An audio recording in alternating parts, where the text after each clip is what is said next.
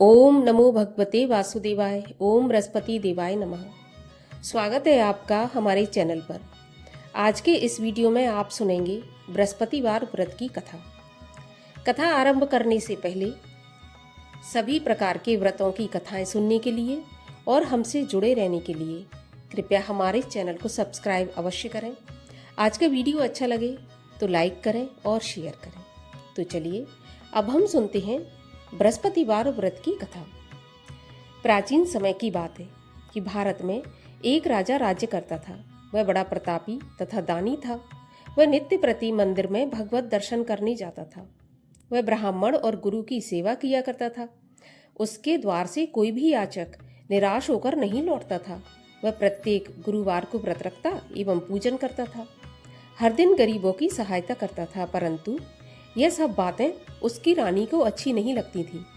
वह न व्रत करती और न किसी को एक भी पैसा दान में देती थी। वह राजा से भी ऐसा करने को मना किया करती थी।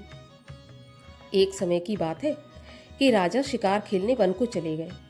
घर पर रानी और दासी थी। उस समय गुरु बृहस्पति साधु का रूप धारण कर राजा के दरवाजे पर भिक्षा मांगने आए। साधु ने रानी से भिक्षा मांगी तो वह कहने लगा, हे साधु महाराज, मैं इस दान पुण्य से तंग आ गई हूँ। इस कार्य के लिए तो मेरी पति देवी बहुत है। अब आप ऐसी कृपा करें कि सारा धन नष्ट हो जाए तथा मैं आराम से रह सकूं। साधु रूपी बृहस्पति देव ने कहा, हे देवी, तुम बड़ी विचित्र हो। संतान और धन से कोई दुखी नहीं होता, इसको सभी चाहते हैं। पापी भी पुत्र और धन की इच्छा करता है।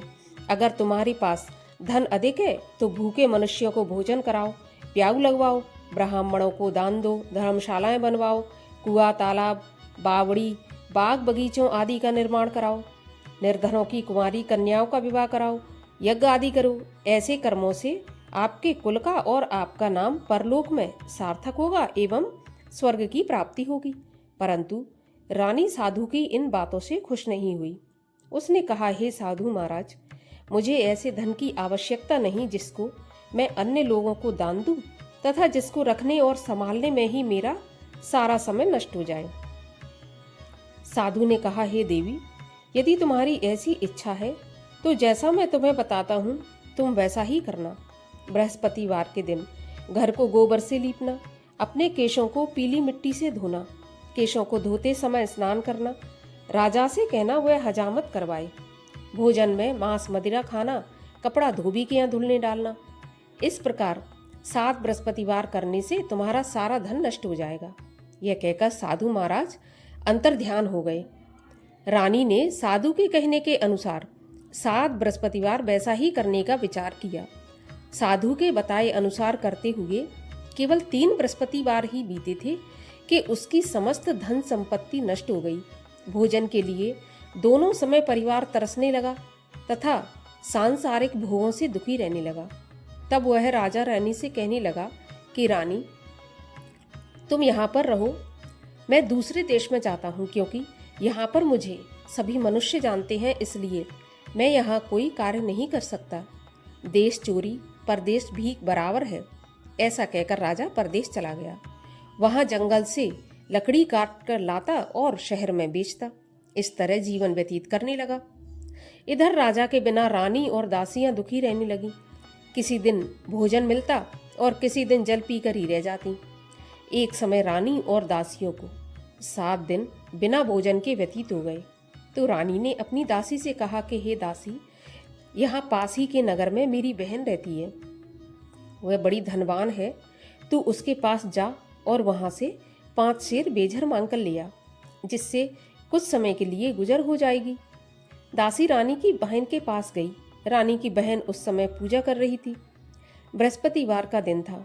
दासी ने रानी की बहन से कहा, हे रानी, मुझे आपकी बहन ने भेजा है, मुझे 5 सेर बेझर दे दो।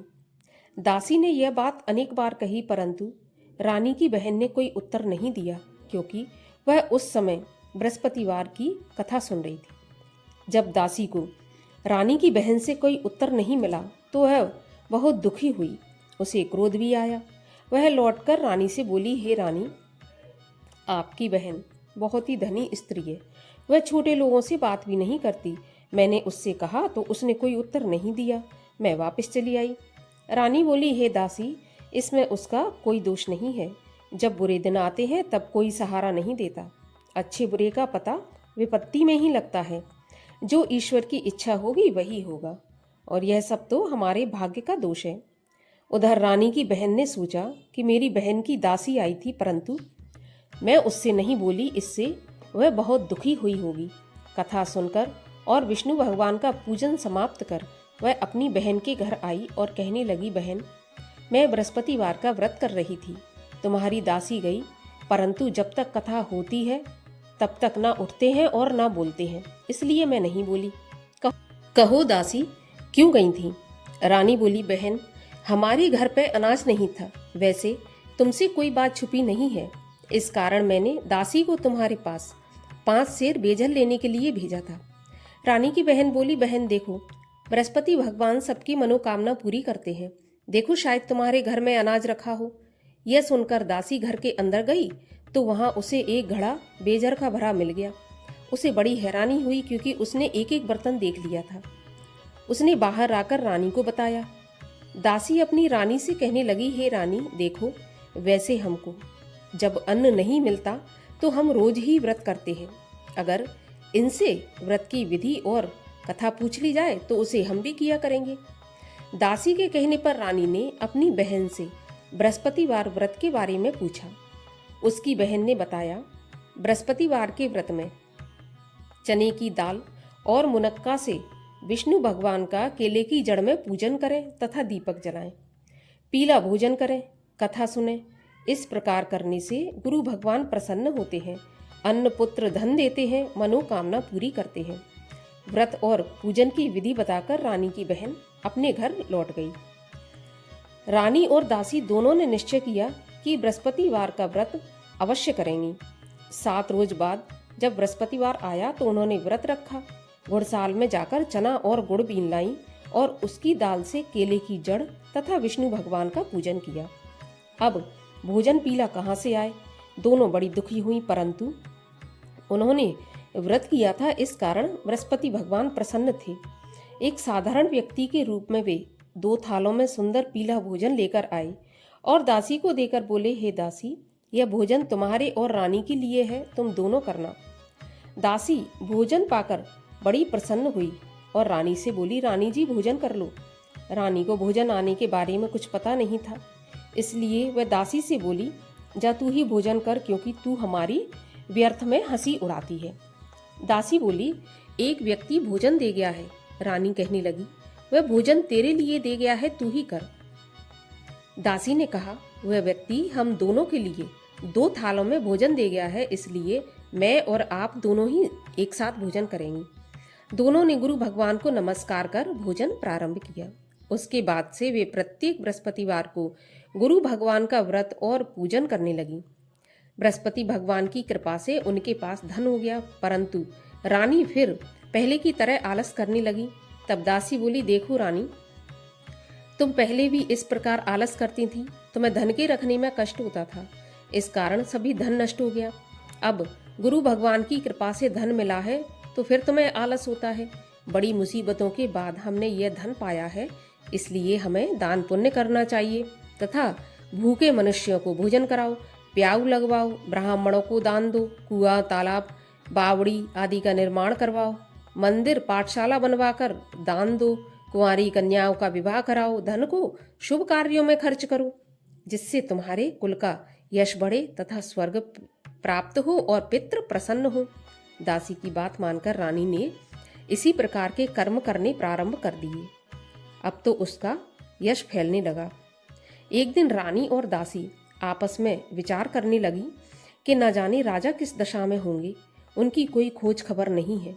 गुरु भगवान से उन्होंने प्रार्थना की और भगवान ने रात्रि में राजा को स्वप्न में कहा कि हे राजा, उठ, तेरी रानी तुझको याद करती है, अब अपने देश को लौट जा।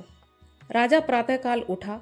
वह विचार करने लगा कि स्त्री जाति खाने और पहनने की ही साथी होती है, पर भगवान की आज्ञा मानकर वह अपने नगर को चलने के लिए तैयार हुआ। जब राजा परदेश गया तो परदेश में बहुत दुखी रहने लगा। प्रतिदिन जंगल से लकड़ी बीन कर लाता, उसे शहर में बेचकर अपने दुखी जीवन को बड़ी कठिनता से व्यतीत करता था। एक दिन राजा दुखी हो अपनी पुरानी बातों को याद करके रोने लगा। उस जंगल में बृहस्पति देव एक साधु के रूप में आए और राजा के पास आकर बोले, लकड़हारे, तुम इस सुनसान जंगल में क्यों बैठे हो? मुझे बताओ। यह सुन राजा के नेत्रों में जल भर आया और साधु की वंदना करके बोला, हे प्रभु, आप सब कुछ जानने वाले हैं। इतना कहकर राजा ने साधु को अपनी संपूर्ण कहानी सुना दी। महात्मा तो दयालु होते हैं। वे राजा से बोले, राजा, तुम्हारी पत्नी ने बृहस्पति देव के प्रति अपराध किया था, जिसके कारण तुम्हारी यह दशा हो गई। अब तुम किसी प्रकार की चिंता मत करो, भगवान तुम्हें पहले से भी ज्यादा धन देंगे। देखो, तुम्हारी पत्नी ने बृहस्पतिवार का व्रत प्रारंभ कर दिया है। अब तुम भी बृहस्पतिवार का व्रत करके चने की दाल व गुड़ जल के लोटे में डालकर केले का पूजन करो। फिर कथा कहो या सुनो, तो भगवान तुम्हारी सब कामनाओं को पूरा करेंगे। साधु को प्रसन्न देखकर राजा बोला, हे प्रभु, मुझे लकड़ी बेचकर इतना पैसा नहीं बचता जिससे भोजन करने के उपरांत कुछ बचा सकूं। मैंने रात्रि में अपनी रानी को व्याकुल देखा है। मेरे पास कोई साधन नहीं जिससे उसका समाचार जान सकूं।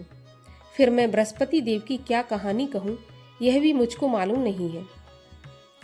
साधु ने कहा, हे राजा, तुम किसी बात की चिंता मत करो। बृहस्पतिवार के दिन तुम रोज की तरह लकड़ियां लेकर शहर में जाओ। तुम्हें रोज से दुगना धन प्राप्त होगा, जिससे तुम भली भांति भोजन कर लोगे तथा बृहस्पति देव की पूजा का सामान भी आ जाएगा। और बृहस्पतिवार की कहानी इस प्रकार से है। प्राचीन काल में एक बहुत ही निर्धन ब्राह्मण था। उसकी कोई संतान नहीं थी। वह नित्य पूजा पाठ करता, परंतु उसकी जो पत्नी थी बहुत मलिनता के साथ रहती थी। वह न स्नान करती और न किसी देवता का पूजन करती। सवेरे उठते ही सर्वप्रथम भोजन करती, बाद में कोई और काम करती। तो ब्राह्मण देवता बहुत दुखी रहते थे। पत्नी को बहुत समझाते, किंतु उसका कोई परिणाम नहीं निकलता था। तो भगवान की कृपा से ब्राह्मण की स्त्री के कन्या उत्पन्न हुई। वह कन्या अपने पिता के घर में बड़ी होने लगी। वह बालिका प्रातः स्नान करके भगवान विष्णु का जप करती, बृहस्पतिवार का व्रत भी करती। पूजा पाठ समाप्त करके स्कूल जाती तो अपनी मुट्ठी में जौ भर के ले जाती और पाठशाला के मार्ग में डालती जाती। वही जौ सोने के हो जाते तो लौटते समय उनको बीन कर घर ले आती। एक दिन वह बालिका सूप में उन सोने के जौ को फटक कर साफ कर रही थी। तभी उसकी माँ ने देख लिया और कहा, हे बेटी, सोने के जौ को फटकने के लिए सोने का सूप होना चाहिए। दूसरे दिन गुरुवार था, तो इस कन्या ने व्रत रखा और बृहस्पति देव से प्रार्थना करके कहा कि हे प्रभु, यदि मैंने सच्चे मन से आपकी पूजा की हो तो मुझे सोने का सूप दे दो। बृहस्पति देव ने उसकी प्रार्थना स्वीकार कर ली। रोज की तरह वह कन्या जौ फैलाती हुई स्कूल चली गई। स्कूल से लौटकर जब वह जौ बीन रही थी तो बृहस्पति देव की कृपा से उसे सोने का सूप मिला। उसे वह घर ले आई और उसमें जौ साफ करने लगी, परंतु उसकी माँ का वही ढंग रहा। एक दिन की बात है कि वह कन्या सोने के सूप में जौ साफ कर रही थी। उस समय उस नगर का राजकुमार वहां से होकर निकला। इस कन्या के रूप और कार्य को देखकर उस कन्या पर मोहित हो गया। राजमहल आकर भोजन तथा जल त्याग कर उदास होकर लेट गया। राजा को जब राजकुमार के द्वारा अन्न जल त्यागने का समाचार ज्ञात हुआ तो अपने मंत्रियों के साथ अपने पुत्र के पास गए और बोले, हे बेटा, तुम्हें किस बात का कष्ट है? किसी ने अपमान किया है अथवा कोई और कारण है? मुझे बताओ, मैं वही करूंगा जिससे तुम्हें प्रसन्नता हो। राजकुमार ने अपने पिता की बातें सुनी तो वह बोला, मुझे आपकी कृपा से किसी बात का दुख नहीं है। किसी ने मेरा अपमान नहीं किया, परंतु मैं उस लड़की के साथ विवाह करना चाहता हूँ जो सोने के सूप में जौ साफ कर रही थी। यह सुनकर के राजा आश्चर्य में पड़ गए और बोले, हे बेटा, ऐसी कन्या का पता तुम ही लगाओ, मैं उसके साथ तुम्हारा विवाह करवा दूंगा।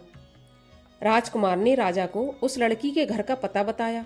मंत्री उस लड़की के घर गया और राजा का आदेश ब्राह्मण को सुनाया और कुछ ही दिन बाद ब्राह्मण की कन्या और राजकुमार का विवाह संपन्न हो गया। अब कन्या के घर से जाते ही ब्राह्मण देवता के घर में पहले की तरह गरीबी का निवास हो गया। अब भोजन के लिए भी अन्न बड़ी मुश्किल से मिलता था।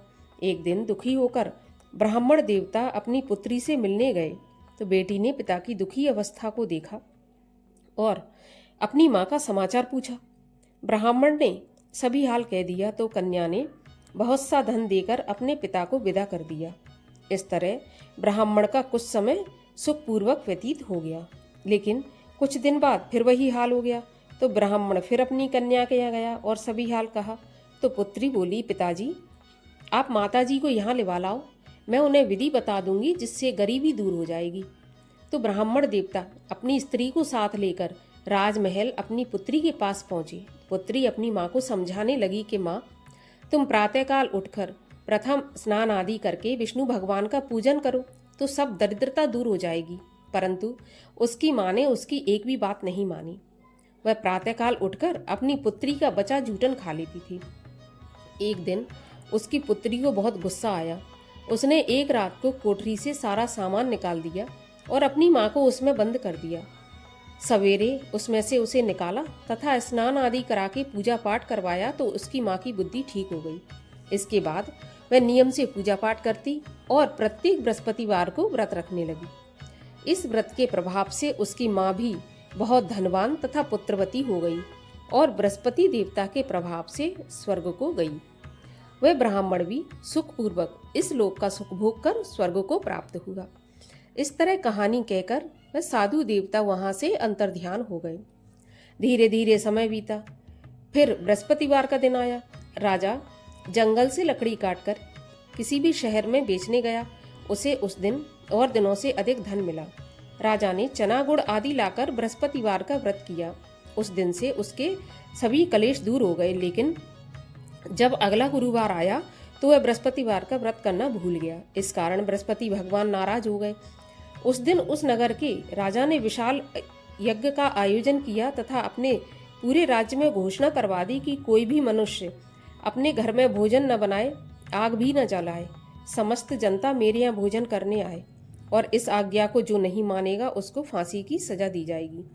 तो राजा की आज्ञा अनुसार राज्य के सभी वासी राजा के भोज में सम्मिलित हुए, लेकिन लकड़हारा कुछ देर से पहुंचा, इसलिए राजा उसको अपने साथ महल में ले गए।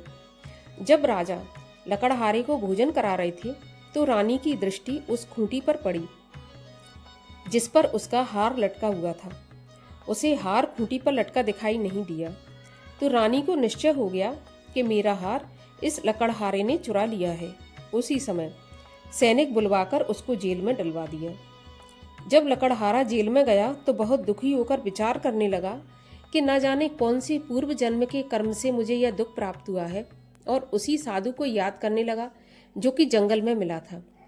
तत्काल बृहस्पति देव साधु के रूप में प्रकट हो गए और उसकी दशा को देखकर कहने लगे, मूर्ख, तूने बृहस्पति देवता की कथा नहीं की, इसी कारण तुझे दुख प्राप्त हुआ है। अब चिंता मत कर, बृहस्पतिवार के दिन जेल खाने के दरवाजे पर 4 पैसे पड़े मिलेंगे, उनसे तू बृहस्पति देव की पूजा करना तो तेरे सभी कष्ट दूर हो जाएंगे।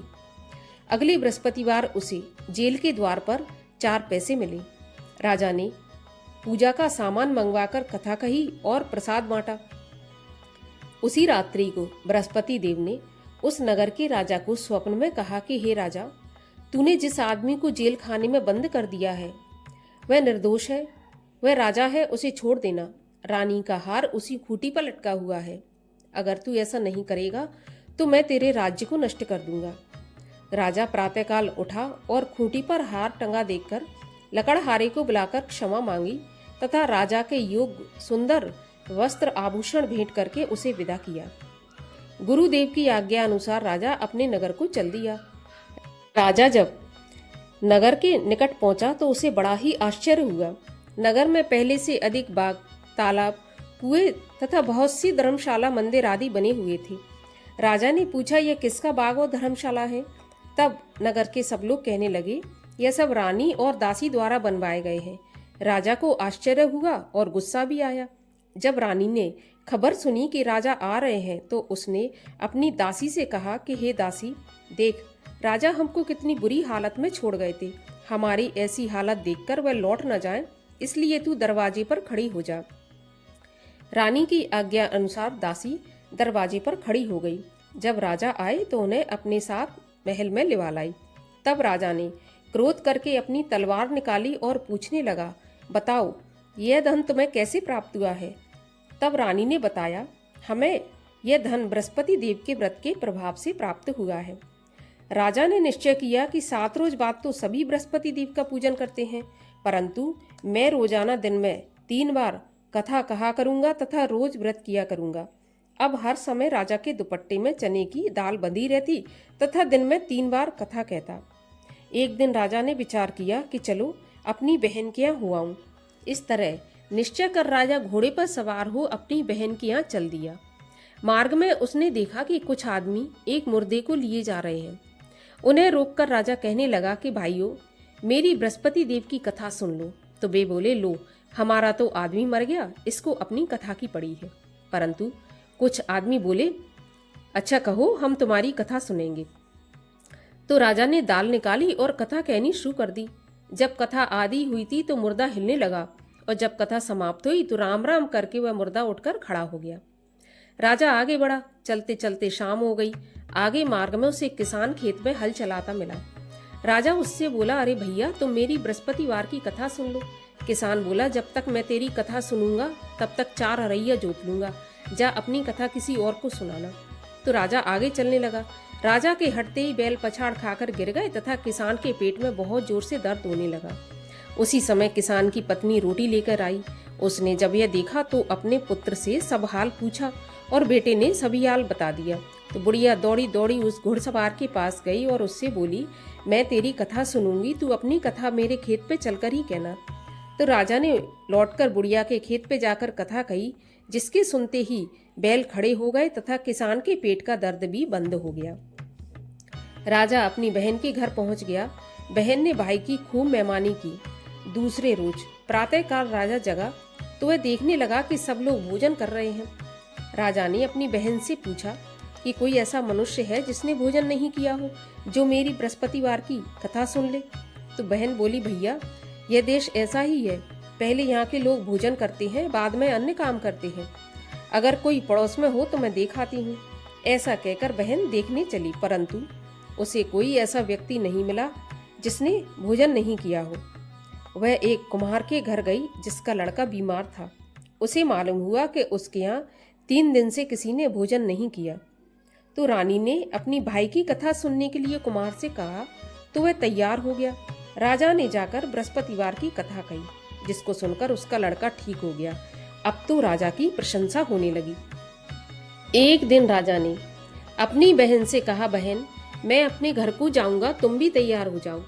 राजा की बहन ने अपनी सास से अपने भाई के साथ जाने की आज्ञा मांगी। सास बोली, चली जा, परंतु अपने लड़कों को मत ले जाना, क्योंकि तेरे भाई के तो कोई संतान नहीं होती है। बहन ने अपने भाई से कहा, हे भैया, मैं तो चलूंगी पर कोई बालक नहीं जाएगा। राजा बोला, जब कोई बालक नहीं चलेगा तो तुम क्या करोगी। बड़े दुखी मन से राजा अपने नगर को लौट आया। राजा ने अपनी रानी से कहा, हम निर्वंशी राजा हैं, हमारा मुंह देखने का भी धर्म नहीं है। वह बिना भोजन आदि किए शैया पर लेट गया। तो रानी बोली, प्रभु, बृहस्पति देव ने हमें सब कुछ दिया है, तो वे हमें संतान भी अवश्य देंगे। उसी रात को बृहस्पति देव ने राजा को स्वप्न में कहा कि राजा, उठ, सभी सोच त्याग दे, तेरी रानी गर्भवती है। राजा को यह जानकर बड़ी खुशी हुई। 9वें महीने रानी के गर्भ से एक सुंदर पुत्र पैदा हुआ। तब राजा बोला, हे रानी, स्त्री बिना भोजन की रह सकती है, परंतु बिना कहे नहीं रह सकती। जब मेरी बहन आवे तो तुम मुझसे कुछ कहना मत। रानी ने हाँ कर दिया। जब राजा की बहन ने यह शुभ समाचार सुना तो वह बहुत खुश हुई तथा बधाई लेकर अपने भाई के यहाँ आई। तभी रानी ने कहा, घोड़ा चढ़ाकर नहीं आई, गधा चढ़ी आई। राजा की बहन बोली, भाभी, मैं इस प्रकार न कहती तो तुम्हें औलाद कैसे मिलती। बृहस्पति देव ऐसे ही है, जैसी जिसके मन में कामना है सभी को पूर्ण करते हैं। जो सद्भावना पूर्वक बृहस्पतिवार का व्रत करता है एवं कथा पढ़ता है अथवा सुनता है और दूसरों को सुनाता है, बृहस्पति देव उसकी सभी मनोकामना पूरी करते हैं। बृहस्पति देव उनकी सदैव रक्षा करते हैं जो सद्भावना से गुरुदेव का पूजन एवं व्रत सच्चे हृदय से करते हैं। उनकी सभी मनोकामनाएं पूर्ण होती हैं। जैसी सच्ची भावना से रानी और राजा ने बृहस्पति देव की कथा का गुणगान किया, उनकी सभी इच्छाएं बृहस्पति देव ने पूर्ण की। इसलिए सबको कथा सुनने के बाद प्रसाद लेकर जाना चाहिए। हृदय से उनका मनन करते हुए जयकारा बोलना चाहिए। बोलिए बृहस्पति देव की जय। बृहस्पति देव की आरती। ओम जय बृहस्पति देवा, स्वामी जय बृहस्पति देवा। छिन छिन भोग लगाऊं, कदली फल मेवा। ओम जय बृहस्पति देवा, तुम पूरन परमात्मा, तुम अंतर्यामी। जगत पिता जगदीश्वर, तुम सबके स्वामी। ओम जय बृहस्पति देवा। चरणामृत निज निर्मल, सब पातक हरता। सकल मनोरथ दायक, कृपा करो भरता। ओम जय बृहस्पति देवा। तन मन धन अर्पण कर, जो जन शरण पड़े। प्रभु प्रकट तब होकर, आकर द्वार खड़े। ओम जय बृहस्पति देवा। दीन दयाल दयानिधि, भक्तन हितकारी। पाप दोष सब हरता, भव बंधन हारी। ओम जय बृहस्पति देवा। सकल मनोरथ दायक, सब संशय हारो। विषय विकार मिटाओ, संतन सुखकारी। ओम जय बृहस्पति देवा। जो कोई आरती प्रभु की, प्रेम सहित गावे। ज्येष्ठ आनंद आनंद कर, सो निश्चय पावे। ओम जय बृहस्पति देवा। बोलिए विष्णु भगवान की जय, बृहस्पति देव की जय।